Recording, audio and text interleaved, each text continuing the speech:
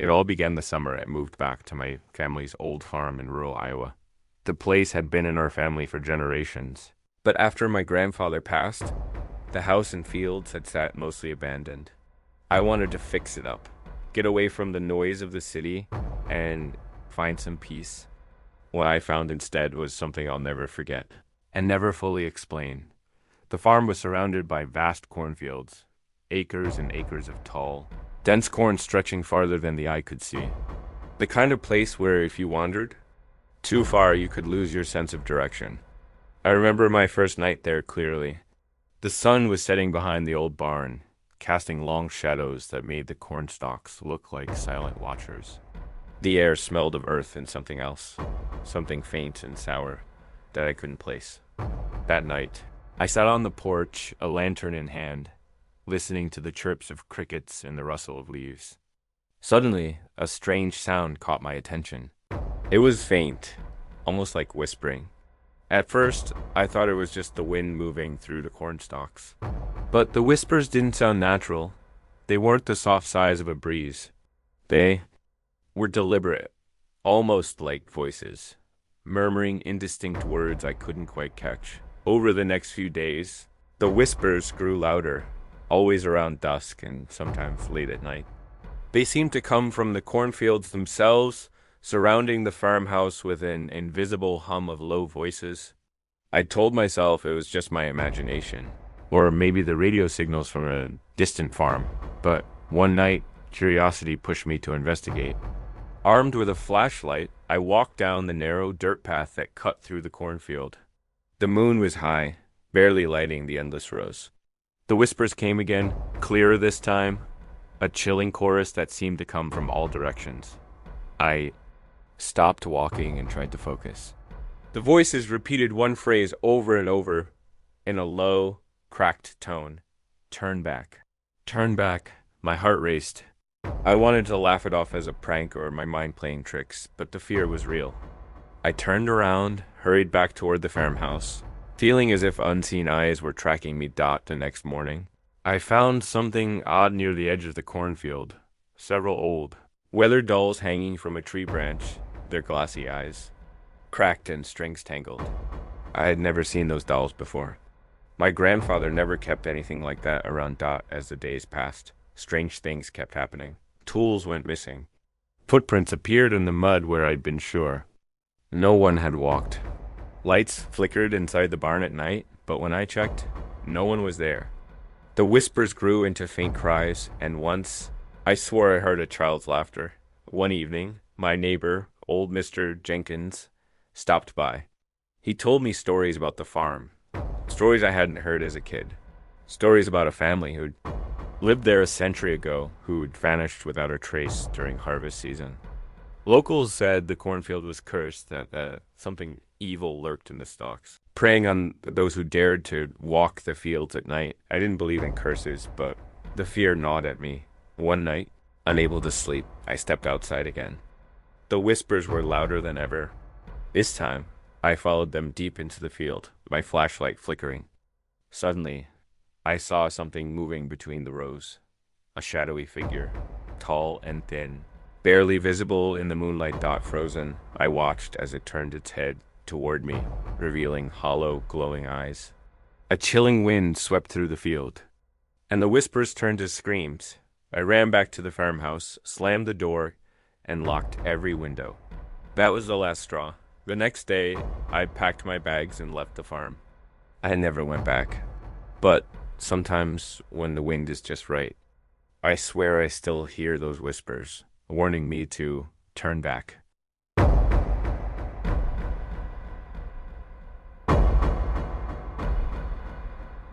The old silo stood like a monument on the far edge of the farm, looming over the fields and casting a long shadow even in the afternoon sun. To anyone driving by, it was just an ordinary relic of a working farm, weathered steel, peeling paint, and rust stains running down its sides. But for me, growing up on that farm, the silo was the epicenter of something terrifying. I never dared to fully understand until years later that it all started the summer after high school when I was home from college, helping out with the harvest. The silo was used to store the grain, And every day I climbed the narrow metal stairs inside it to check the levels and make sure everything was secure. I knew every creak and groan it made as the wind blew through the cracks. But then, one evening as the sun dipped below the horizon, I noticed something strange. The silo, usually silent except for the occasional metallic hum, seemed to be whispering. At first, I thought it was just the wind again, passing through the gaps in vents, but the sound was different, low and rhythmic, almost like voices. Curiosity got the better of me. I decided to climb the stairs again just after dusk, flashlight in hand. Halfway up, I stopped and listened. The whispers were clearer now, echoing inside the hollow structure. They weren't words I could understand, but the tone was urgent, pleading suddenly. The flashlight flickered and went out. I was plunged into darkness, the only sound the rising chorus of whispers swelling around me. I fumbled to turn the light back on, heart pounding when the beam finally cut through the blackness. I saw something that froze me in place. Scratch. Marks, deep and fresh, etched into the steel walls all around me, spiraling upward like frantic claw marks. I scrambled down the stairs, feeling breathless and watched by something unseen. Outside, the air was thick with fog creeping in from the nearby woods, muffling all sounds except the distant lowing of cows. The next morning, I told my parents, but they just laughed it off, saying I was imagining things from working too hard. But I knew what I heard. That night, I heard footsteps outside the farmhouse. Heavy, slow steps circling the yard. When I looked out the window, no one was there. But the footprints in the mud told a different story. A set of large, uneven prints leading toward the silo and stopping right at the gate. Days later, the silo door was found wide open. Nobody had a key to it except me and my father, and we both swore we didn't open it. Inside, the grain was disturbed, trampled in strange patterns that made no sense. Then the whispers started coming from the silo again, this time louder and more urgent, almost like a cry for help. One night, I decided to confront whatever it was. Haunting that place. I grabbed a lantern and went out alone. The farm was silent except for the rustling of dry leaves. As I neared the silo, the whispers became clear. Help me. I pressed my ear to the cold metal wall. Suddenly a figure appeared in the fog. A gaunt man with hollow eyes and torn clothes, his face pale as death. He raised a trembling hand, pointing inside the silo before vanishing into the mist. Terrified, I opened the silo door and stepped inside. The grain was cold and wet underfoot. At the bottom, I found something. Buried. A small rusted box. Inside were old letters, yellowed with age. Written by a man named Thomas who had worked the farm over 100 years ago. The letters spoke of a terrible secret. A crime hidden deep within the farm, involving the silo and a missing family. Remember who vanished one harvest night? Thomas had tried to expose the truth, but was silenced from that night on. The whispers stopped, but I never forgot the sorrow in those voices. The silent silo had finally been heard.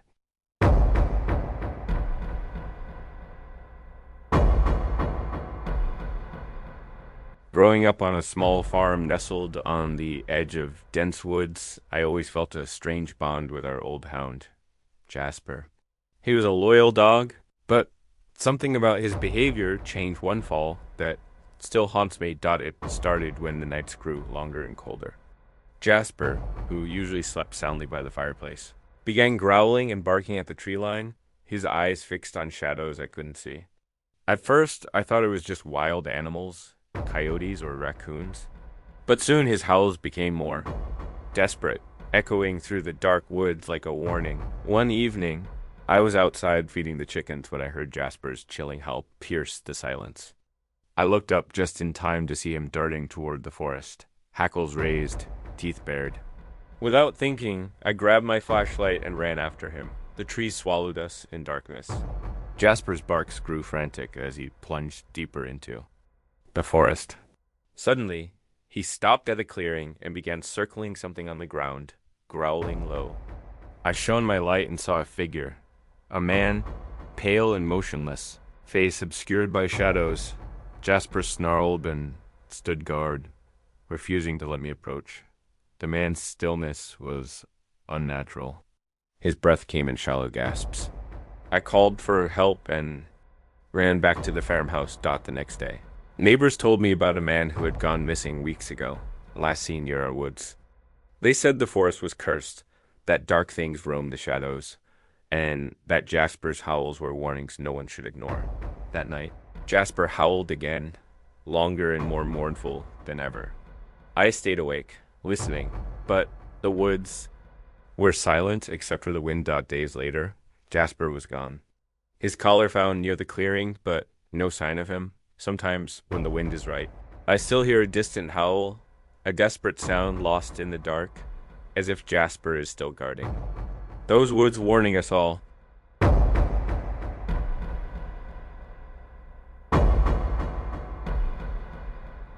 The old red barn on our farm was a centerpiece of family memories, and the site of one of the darkest nights I ever experienced.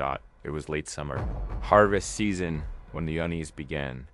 The barn, usually bustling with activity, felt eerily silent after sundown. One evening, after a long day of work, I went to check on the animals before heading inside. The barn door was slightly open, which was unusual. We always closed it tight. When I pushed it wider, the smell hit me first. Coppery and sharp like fresh blood. My heart pounded as I stepped inside.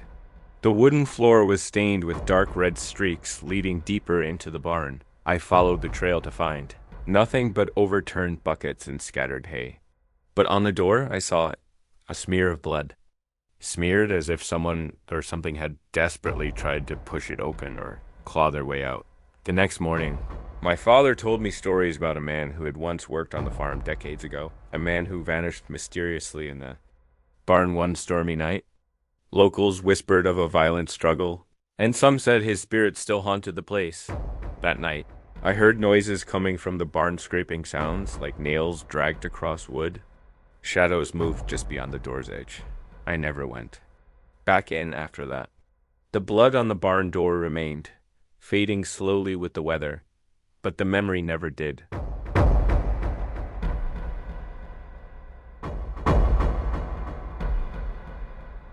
Every October, our small town held a harvest celebration. Pumpkins lined the fences, scarecrows stood at the edges of fields, and the sky burned orange under the weight of the harvest moon. But one year, something was different. Something wrong. It was the year I stayed alone at my uncle's farm while he visited family out of state. The property was surrounded by wide open fields and tall, skeletal trees. That week, the harvest moon hung unnaturally low in the sky. Massive, glowing deep amber, as if watching me.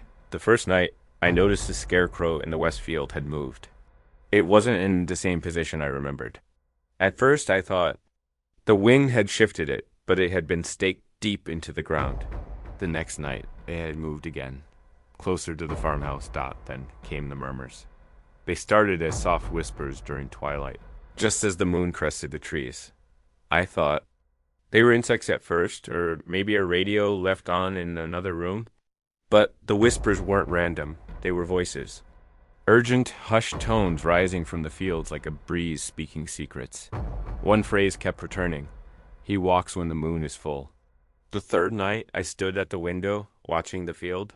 The scarecrow had moved again, now standing just at the edge of the porch light's reach. My chest tightened. It didn't seem possible. I hadn't touched it. The whispers grew louder, now clearly words carried on the wind. He comes. He comes. That night, I barely slept.